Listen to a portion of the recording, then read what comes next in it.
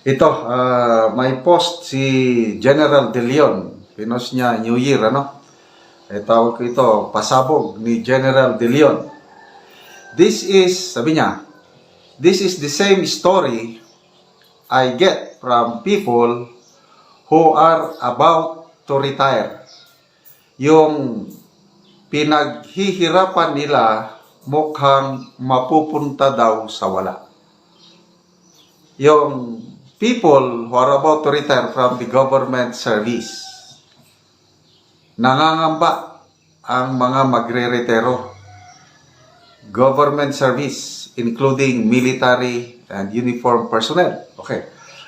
Isinare ni General De Leon ang post ni Mr. John Abenes. Title is, Most Government Employees Are Worried. Bakit nangangamba ang mga empleyado ng gobyerno, lalo na itong malapit ng mag-retiro? Okay. Ito ang experience ni John Abenes, na the same experience ni General De Leon, yung mga nakakausap nila. So ito, malaman natin. I recently had a long talk with a very close friend about politics, sabi ni John Abenes. He said most government employees across the country are worried that Marcos Jr. will stay until 2028. I asked him why. Okay? So, habang tumatagal ang administrasyong ito, worried itong nakausap ni John Abenes. Anong reason? He said, talks inside government offices are centered on how Marcos Jr.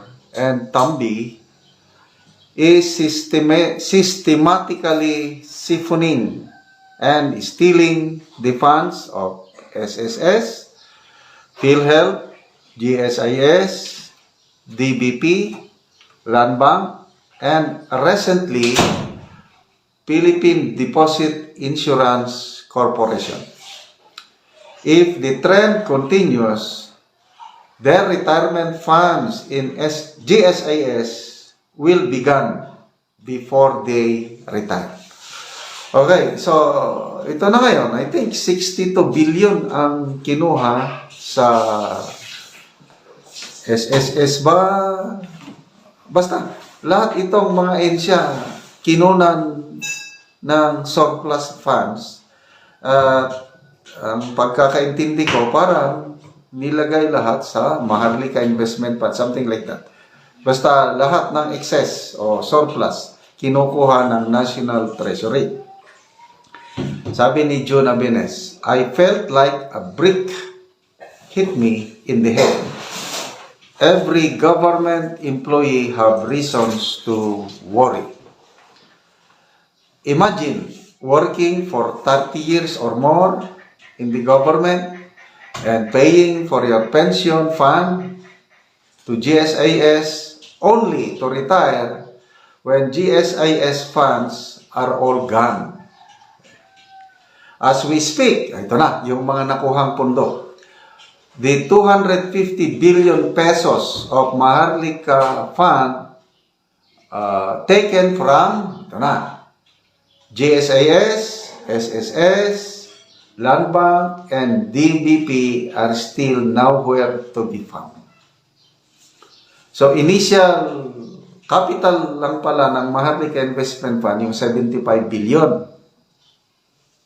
Galing sa Land Bank and DBP, na mismo ang International Monetary Fund nag-advise na sa Philippine government na as much possible ibalik na para sa financial stability ng dalawang bangko. So, first time ito nangyari na ang IMF nakialam na sa fiscal management sa ating bansa.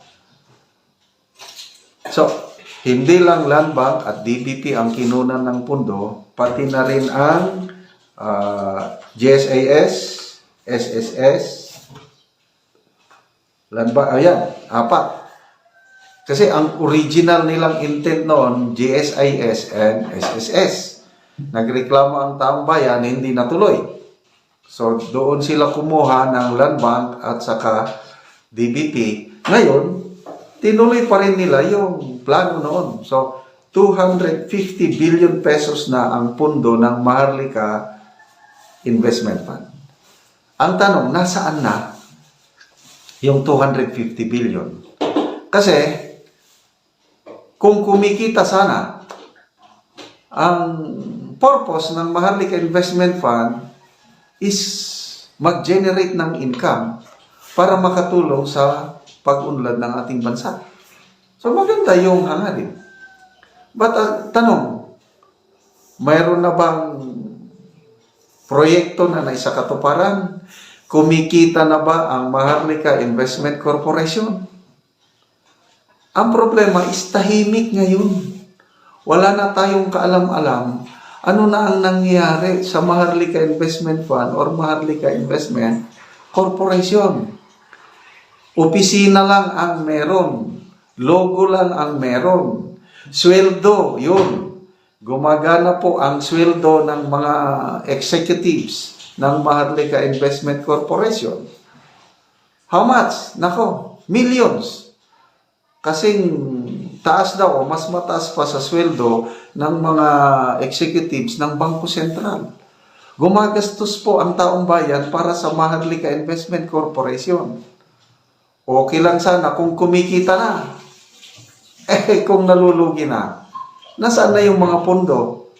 Kaya hindi mo talaga masisi ang mga government employees ngayon, including military and uniform personnel, kasi apektado ang kanilang retirement. O yung pension ng government employees nabawasan for 2025, ilang billion ba yun? 87 billion, ang laki. So, okay, so, by all indication, sabi ni John Abines, tuloy kong basahin na, Marcos Jr. and Tambi have no plans of slowing down. So, medyo mga akusasyon niya na ito. For the year 2025 budget of 6.35 trillion, bigger budget deficit is expected. The chances of Marcos Jr. siphoning all available funds from government-owned and controlled corporations like SSS, GSIS, PhilHealth, DBP, and Land Bank is very high. The gold reserves in the Bangko Sentral are also expected to begin by 2028.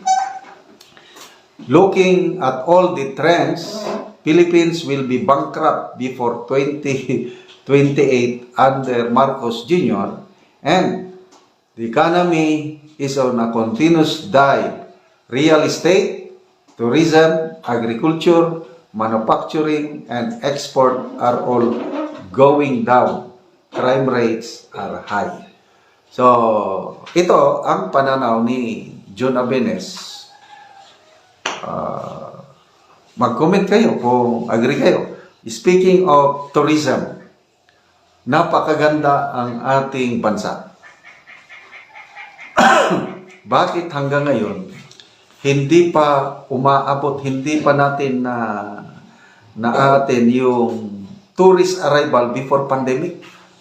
Ang daming tourist arrival natin noong 2019. If I'm not mistaken, mga more than 9 million or 10 million foreign tourist arrival noong 2019. Dahil sa dami ng mga Chinese tourist.